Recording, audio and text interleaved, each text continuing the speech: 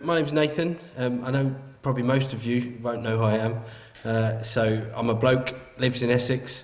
I was born and raised in Essex, moved around a lot. My wife and I, we've been married 21 years and we've lived in 19 different places across 2 continents. So we've had a bit of a journey and we moved around loads. 3 kids. I've got 2 daughters and a son. My daughter and son are in teenage years, and I've got a younger daughter as well on her way up. And as I say, we live in Colchester in Essex. Anyone know Colchester or Essex area? Great, so 1. Brilliant. Thanks, mate. So that's us.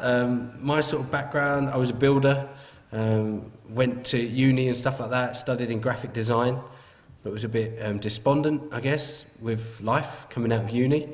I was in a factory line, I always remember it. I was, you know when you go to doctors if you've got trouble breathing, and they say, oh, you have to have asthma test, and you sort of puff in that tube, and they, oh, you did a 6, that's all right.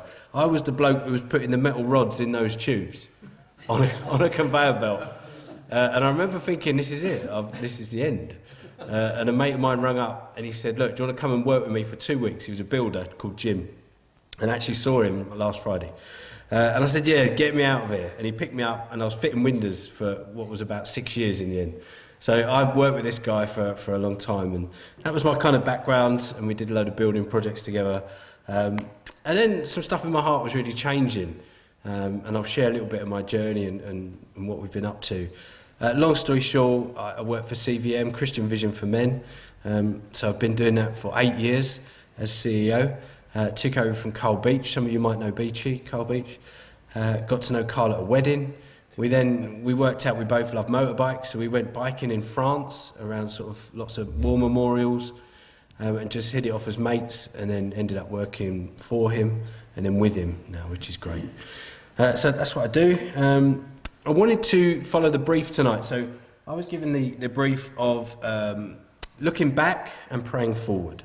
So looking back, praying forward. So we'll do hour and a half on looking back, and then on 20 minutes we'll be on our way. I might be able to click, I don't know. I'll just maybe point to the back or...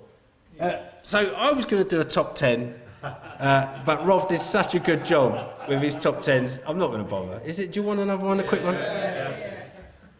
Top 10 British cakes, I thought was a good one. So let's just flick through these, because the top 3 are the most important. In at number 10, jam tarts. Not bad. All right, let's work through them pretty quick. Pretty hostile crowd, let's keep moving. Number 9, we got the Madeira cake, that classic British cake, of course. Keep moving. Dundee, all right. Eccles cakes, yeah. Victoria sponge. You've got to have that in you. Swiss roll, there we go, look. Battenberg. Oof, lovely. Top 3, here we go, the Jaffa cake. Yeah, it is a bit. The Jaffa. The Jamaican ginger cake, classic British cake there. And in at number 1, we've got the French fancies. Obviously, we take it very seriously. All right, anyway, moving on. What's next? I should have another slide. Yeah, next one. We'll keep going. Right, stay on this one for a minute. So this was mid-brief, looking backwards and praying forward. So I want to start by looking back and talk about caravans. So I realised that for me, my Christian faith was a bit like caravan. Let me explain. If you heard this story before, I apologise. But a caravan, you buy expecting adventure, don't you? You get this thing and you think, this is going to take us places. This caravan, we're going to go to some amazing spots, some beauty locations, we're going to holiday like never before, we're going to get on the road, it's going to be amazing, I can't wait, the adventure, the journey. And then what happens is over time, you'll take that caravan to a nice site and you think, this is lovely here, we'll have to come here again. So you go again to the same site and you think, this is so nice, why don't we leave the caravan here? And we'll just come back at holidays during the year and we'll always come to the same place. We know what it's like now. And then you say, well, we're not moving the caravan anymore. Why don't we take the wheels off? Well, if we're taking the wheels off, let's put some plumbing in and have a proper toilet and a shower. And if we're taking the wheels off, why don't we build a ramp and a little platform where I can sit and have a drink in the evening, a cup of tea and a Jaffa cake? And let's put some trellis and some flowers round. And what happens is soon that caravan's turned into a static van, isn't it? It's not going anywhere. And I found that with my faith, I got into a bit of a static caravan, to be honest, because I kind of inherited this Christian faith from my parents, and I wasn't going anywhere with it. I wasn't doing anything with it. And to be honest, I kind of believed it, but it didn't have any weight or impact in my daily life. It just didn't. And a mate of mine, mate of my dad's actually, he approached me and said, look, do you want to come to Brazil? I was like, Brazil? Like, you're crazy, I don't want to go to Brazil. Anyway, he went on this team trip, took them all out to Brazil, and I was so gutted. I remember him going, and I thought, I should have gone. I should have really gone. Anyway, a year later, he came back and he said, look, do you want to come this year? So I was like, yeah, all right, I'll give it a go. They'll take me to Brazil. So I was 20. And that experience in Brazil changed my life. It changed my life. Because I really discovered, I met Jesus on that trip. And Jesus changed my heart. And I think that's really important. I want to get that across tonight, that your story matters. It's the why. Why are you sitting here this evening? Because you're a nice bloke? No. It's because you know Jesus. Because Jesus has done something in your life. Jesus has done something significant. He's turned your life around. And the why is so, so important. And I'll be honest with you, during lockdown, one of them, like I said, I lost connection with the why. I lost connection with it. I felt like I was at a point, and I don't know if this will resonate with some of you, but I felt like I was at a point of altitude, that I'd been walking across the top of a mountain, trying to keep up at that altitude where the air's thin. And I was struggling. And when lockdown hit, it was like, oh, I'm just going to drop down one of these side valleys for a minute. And just where the air gets a bit thicker, I'm just getting off that mountaintop, just for a minute. And I started to go down the wrong paths. I started to lose my way. And it happened really, really quickly. And my mental health dropped. Temptation started to become more of a temptation, harder to resist. And I started to really struggle. And it was a real note. I noticed it in my life. I knew something was up. And I needed that recalibration. I needed that recalibration of saying, hang on a minute, my life's changed. I'm not this Nathan, I'm a new creation. That old man, that old way is gone. And guys, I started to realise in that lockdown, I can't remember which one it was, Jesus is enough. Jesus is enough. And Josh said, there may be some of you came in with that baggage, feeling that weight, just tired. Just beat up, going through it, been walking through it so long, that maybe I just want you to hear that Jesus is enough.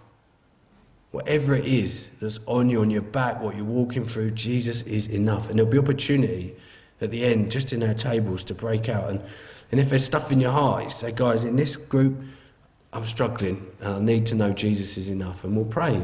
We'll pray in little groups at the end. So I started to have this kind of awakening when I was out in Brazil that Jesus is enough and there's power in the gospel. Because I didn't always have that kind of heart or passion. I was this builder in Essex, I was doing my own thing.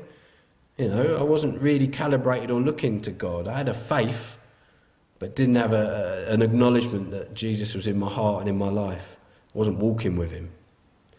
So, long story short, my wife and I moved out to Brazil, and we lived in Brazil for a block of our sort of life between 2000 and, I can't remember when it was, 10 to about 2015, something like that. And we lived in Recife, northeast Brazil. And I'm just sharing this stuff because it's part of my story, and I want to encourage you to really connect with your story tonight. But it was there that I really encountered the power of the Holy Spirit, the power of the gospel to transform the life of any man. Any man. And it wasn't until I started to see it. So I worked for a project called Teen Challenge, a drug rehabilitation project. And my wife and I, and we had 2 kids then, we lived on one of the sites treating men. So we had a farm. There were about 30 guys living with us. And there was another site further in with about 40 guys. And then there's another site with about 50. So we were in the middle. But we were at the end of their treatment. So they'd go cold turkey, as it were, in the site right in the middle of the jungle. Then they'd gradually come out and be with us as they reintegrate back into society, back into families. And I remember we got a phone call. This lady said, "We come see my son, Rodrigo." So me and my mate Everton got in my car. We drove over to see him.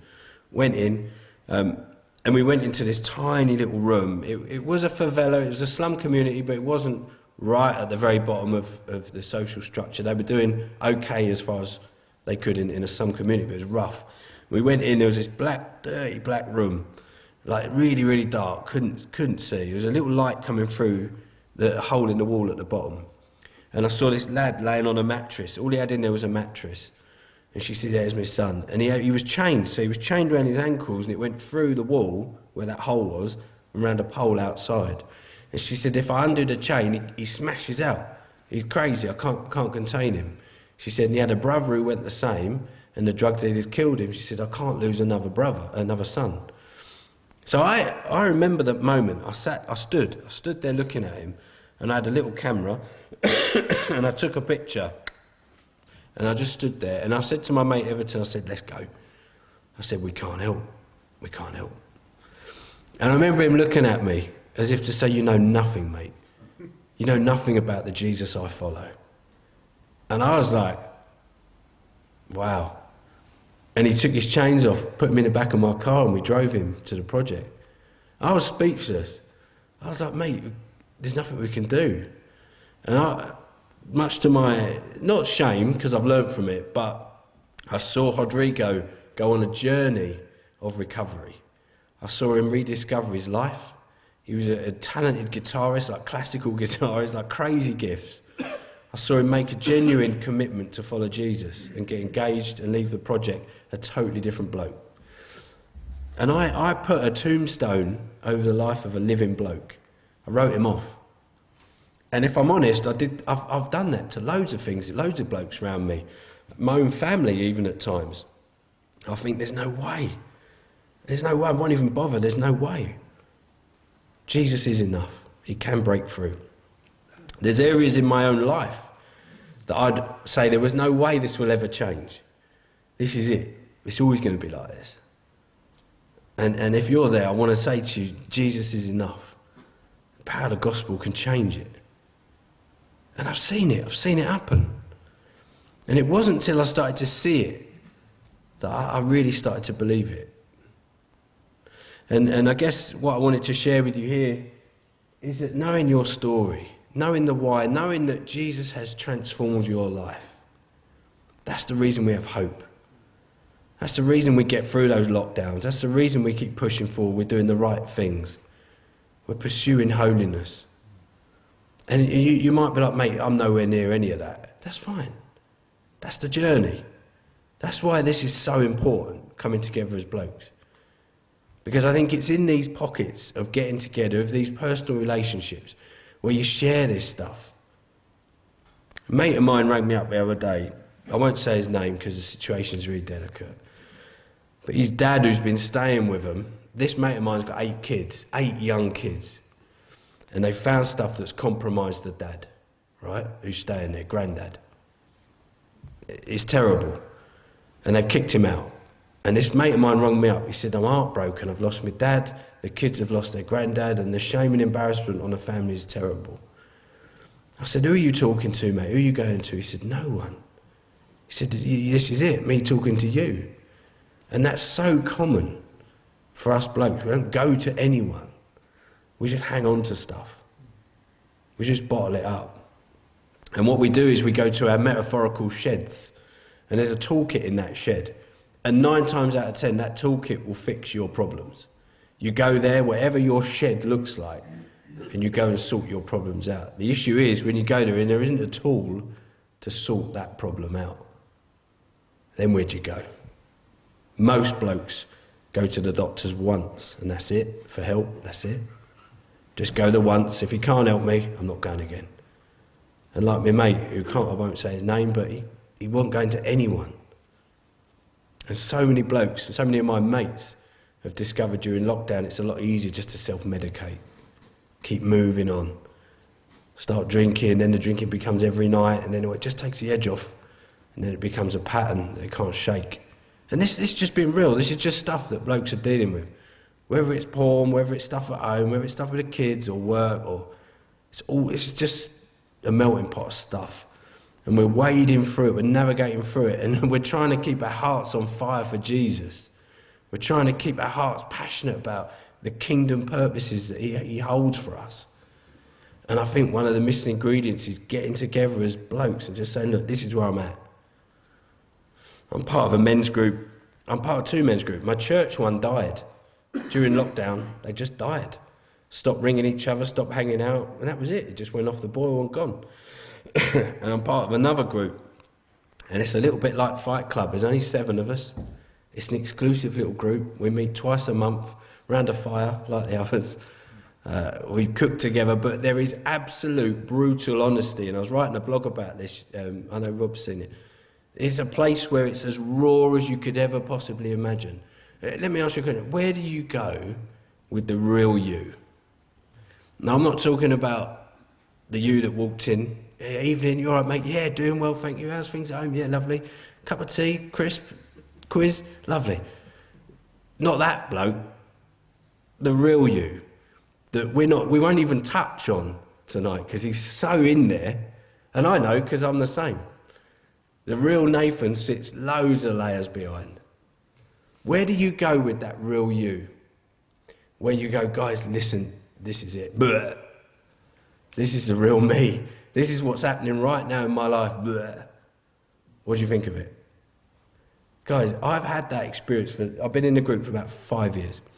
And it has been a lifesaver. It's been a lifesaver for our marriages, for our mental health, for our kids. The stuff that is brought out in those moments is the very depth of what it means to be human. But we do it through a lens of Jesus is enough. Jesus is with us. We call out the hero and the villain because sometimes we're our own enemy. And then guys call it out and they go, Nathan, you're being an idiot. You're seeing it wrong. Or they'll say, mate, this is amazing what you've done there. Your attitude there has changed massively. Let's celebrate it. That's a huge change. Where are the guys around you that are bringing that out in you, in your life? Maybe you've got that. Maybe you're part of that. But this is why I'm such an advocate for men's groups, because when it's done well, it unlocks us, guys. What does it unlock us for? Kingdom carnage. It does. In our homes, in our marriages. I can be an absolute terror in my home. Yeah. I might not ever come to Nailsea again, so I'm just going to be honest with you. I can be terrible, passive-aggressive, miserable, controlling, fed up, horrible. I know I can. Or I can be life-bringing, full of joy, full of peace, full of passion, full of energy and time and interest and devotion and tenderness. But me on my own, can't do that. I can't do it. I default to miserable. I do. And it happens quick. I just want to be honest, that's the journey. But with Christ in my life, Jesus is enough. With these brothers around me that say, mate, we're here in your corner, talk to us, what's happening? Jesus is enough. And that way I'm keeping on mission, I'm keeping on track, I'm pursuing kingdom stuff in my life. Get it wrong so much, so often. Get it really wrong. But we've got a code at CVM, and code 12 is, when I fail, I will not give up, because he doesn't give up on me. And we get up and we go again, and we go again. And my family gets the best version of Nathan when I've got people around me that are helping me stay on the narrow path. So know your story. Know the landscape. We are seeing a tsunami of mental health coming out of lockdowns, of porn addiction, of alcohol addiction. You know, guys that have just, like I said, for various reasons dropped down, come down the altitude and said, I've just got to come down for a little bit of breathing space. And then they've drifted and been pulled away. Know the landscape, know what's happening around us in the culture of men. I've got some notes because I don't want to waffle. We've got an epidemic of loneliness amongst men. These are all stats I can send you if you want, or the office can send you, but men, lonely men, businessmen, professional men who moved about with their jobs, who've now retired, and traditionally wife might have organised the calendar. If wife passes away, bloke's not seeing anyone. There's loads of lonely blokes out there, even younger guys the stats are saying they haven't got close mates. And I'm going to talk really quickly. I'm going to do a 5-minute thing on some strategy. Because there's 6 churches here, I just want to give you a bit of CVM strategy on tackling some of this stuff. But we're going to see that. We're going to see that tsunami. I'm going to skip a bit. Praying forwards, the call. I think there's a call on us guys. I think there's a call on us guys to be the dreamers again. To be the blokes that are wild in their expectation of what God can do. The type of stuff where you'd say to someone, if God doesn't show up, then this won't work. That's how big the stakes are. That's how big we risk it. Unless God shows up here, it's not going to work. But we've had a go. We've pushed out as far as we could. And we do that at CVM, the gathering. We're pushing out as far as we can. And we're saying, God, unless you show up, we can't do it. And if it's not what you want, then shut it down. But we're pushing as far as we can. Where are the guys, those wild dreamers that think, let's go as big as we can with this? What can we do? What can these 6 churches do? A mate of mine's an artist called Mark Evans, amazing artist. He gets leather, huge panels of leather, and he etches with knives into the leather. But it's ultra-realistic looking animals and stuff. He rang me up and he said, come to the studio. So I went to the studio and he had a massive canvas. And he laid out all these paints and he went, create something. I was like, mate, are you sure? He went, yeah, paint something. So I started to measure up. I was like, I'll block it off. I'll do a tree. And if I do the tree, he's like, no, you've missed the point. He said, you've got to play. He said, just do something. Don't think about it. And it was a real battle because I was like, what colour should I use? Maybe as a colour palette I should choose. He was like, no, just get a brush in your hand and just feel something. Go for it, play. And I started to think that's an interesting narrative for guys in church, is that we almost become quite professional about being a Christian, and it becomes quite serious. And I want to invite you to play. I want to invite you to be creative about what it means to follow Jesus and how we can reach other men with the gospel. What does it mean to play in that arena? And some of you guys will be like, that's okay, but I'm not an upfront bloke. I'm not an upfront evangelist bloke. I don't want to be, knocking on people's doors and saying, do you know Jesus? I'll be honest with you, neither do I. I'm like a painful introvert. You might have seen me, I sit on my own. I'm okay with my own company. I find it awkward to socialise. I find it awkward to share my faith one-on-one, face-to-face. Put me in a group of lads where I can help because I'm a host, or like Rob's an amazing host, or some of you might be like the guy who prays, or you might have a bit of money and you'll say, look, I'm not an upfront bloke, but I'll pay for it. Or, I'm a dreamer, I'll come up with some ideas, how about this, how about that?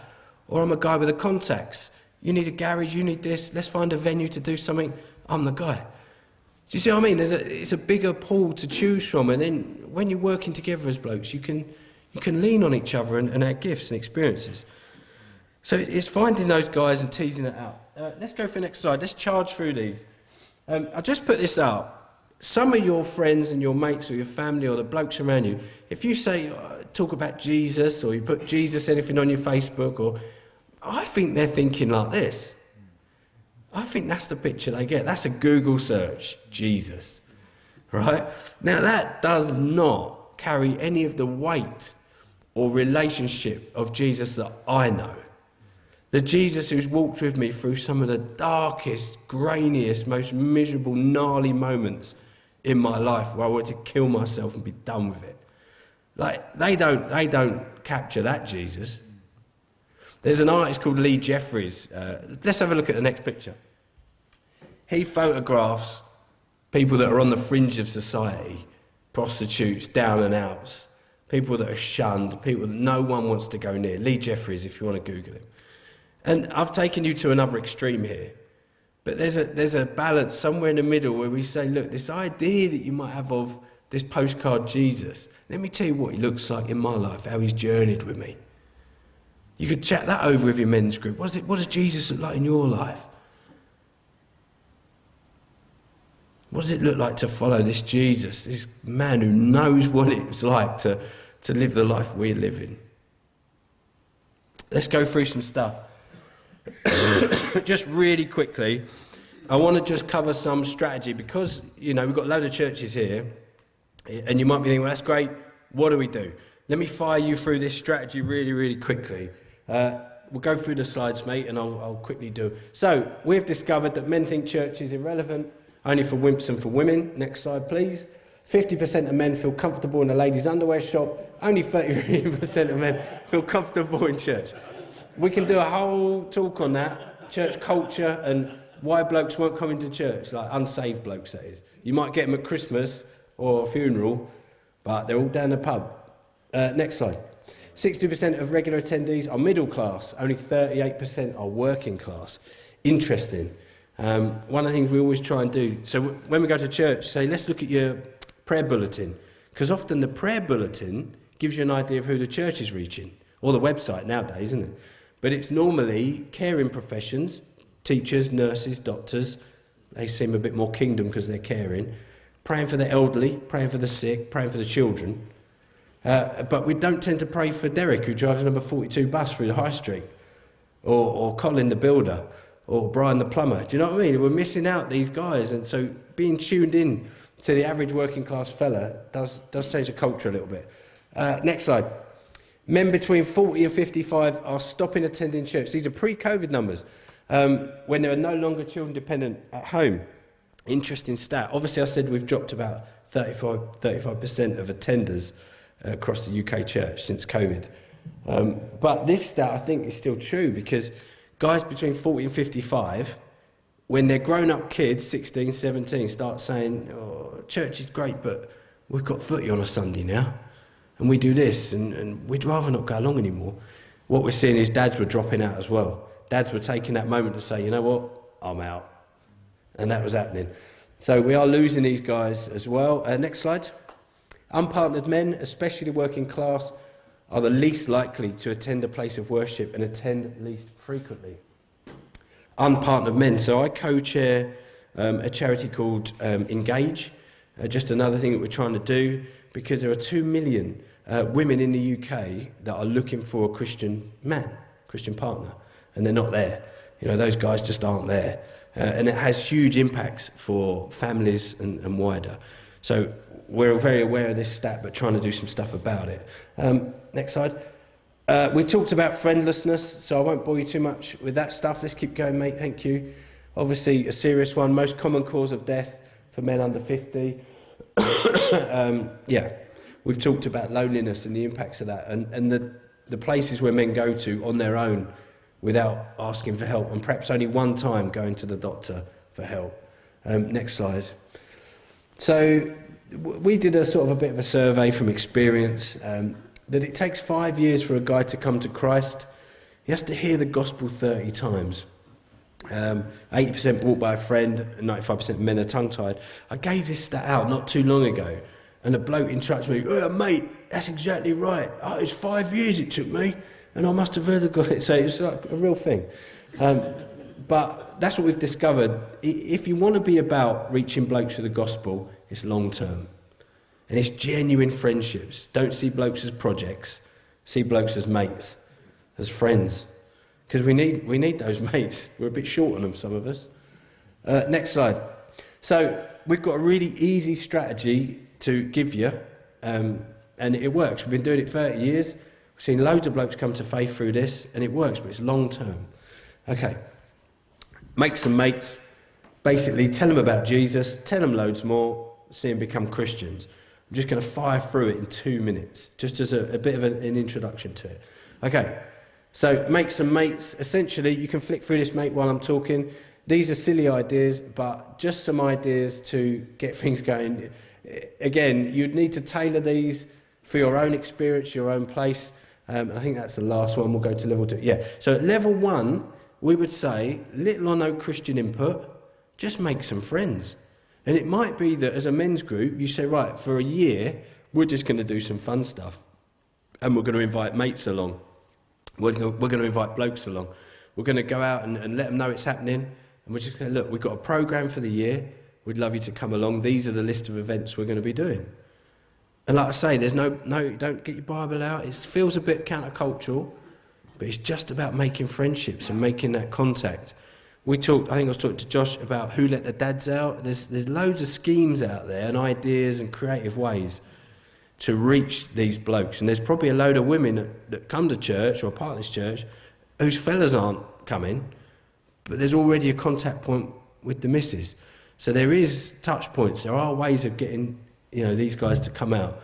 And Rob was sharing a load of stuff that they do. There are non-alcoholic versions, Rob, just so you know, mate.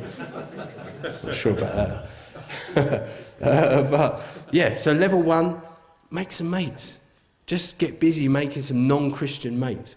It might be quiz nights, it might be just a whole variety of stuff. Find out where the blokes are and go to them. Start hanging out with them. Like I say, it takes a while.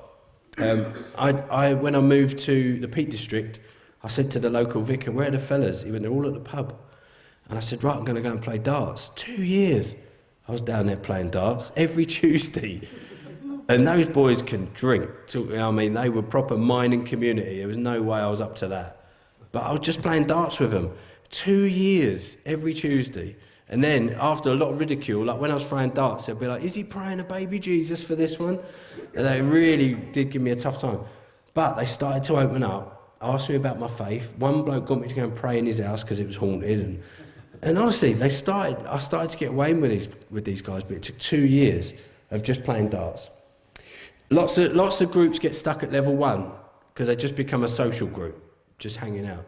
What we would say to get you out of that is put on and factor in some level 2 events. So it could be a curry night with a speaker, with a bloke who's able to share his story really, really well, able to communicate really well. Not preach, not Bible study, not a Pauline doctrinal theology course, but I was a prisoner and then I got saved in prison and this is what happened, or I was living this way and this changed my life, or so there's a life encounter, a testimony and a story.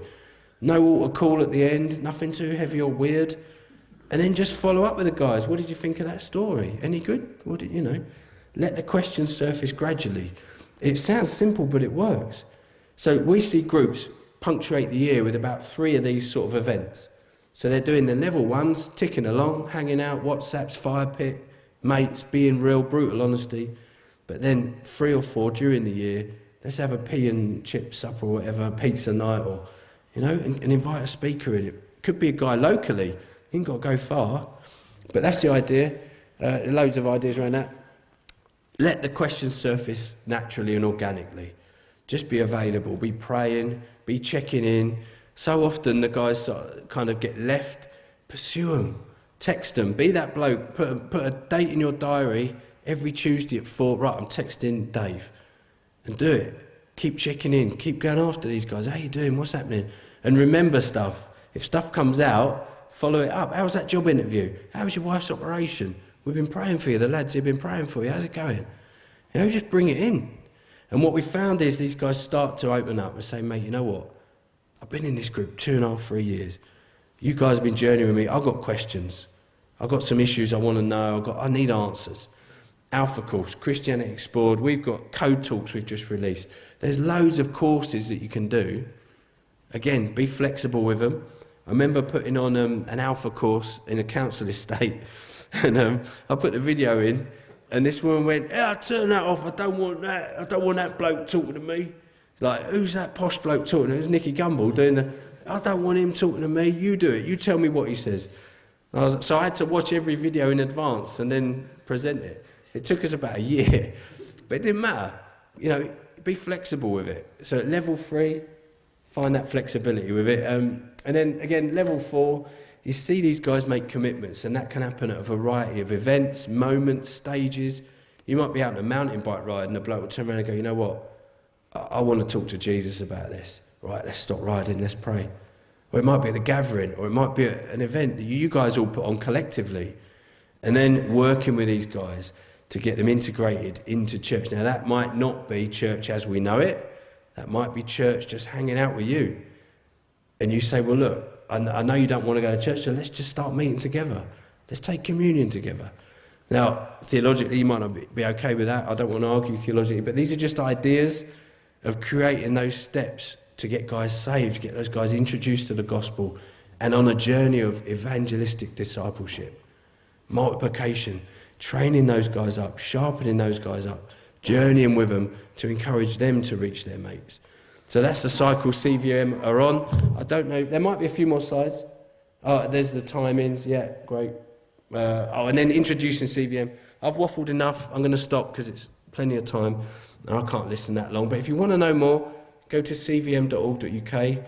We've got a ton of resources, printed, online, courses, material. If you've got the YouVersion Bible app, you can go on there, there's plans that we've produced. We try and get a load of stuff out that will help guys at, before they even are looking to Jesus. So we've got gospel tracks and resources, video testimonies, and then we've got discipleship notes and material. So we're trying to journey with guys all along that structure. Hope that's helpful. I want to pray and give us an opportunity to share before we go, because I think it's really important that you guys have time to just talk to each other about the real stuff. So let me pray. And then Rob or Josh, are you going to lead that? Yeah. Heavenly Father, you are enough. We know you're enough. You're enough for the chaos in our hearts, our homes, our minds. You're enough for the good and the joy that we have. And you are everything to us, Jesus, and we want more of you in our lives. Well, Lord, when the disciples looked and their numbers started to thin out, they turned to you and said, well, to whom shall we go? You've got the words of life. Jesus, we come to you. You've got the words of life. You are the truth, the way and the life. And Jesus, help us in our moments. Help us in our moments of loss or depression or fear or anxiety or even a sense of disqualification. I can't be involved in this because of these things in my life. Lord, we surrender that to you. And maybe tonight for some of you guys, that's a marker, that's a line in the sand, where you say, I want to be involved in kingdom stuff. I want to be useful. I want to feel like I'm connected. I want that passion, that flame to rise again. Then, Lord, we lay this as a line in the sand. Help us to be those men. Lord, form in us the men that we know we need to be. Lord, we know how short time can be. And Lord, you sustain every day we have. Only you give us each day. And Lord, may we use it for your glory, to point men, women and kids to your Son. Lord, thank you for the hope that we have, that only you saved us. Lord, all glory and all worship goes to you, King of kings and Lord of lords. Be our captain, be our brother, be our rescuer and friend. Amen. Amen.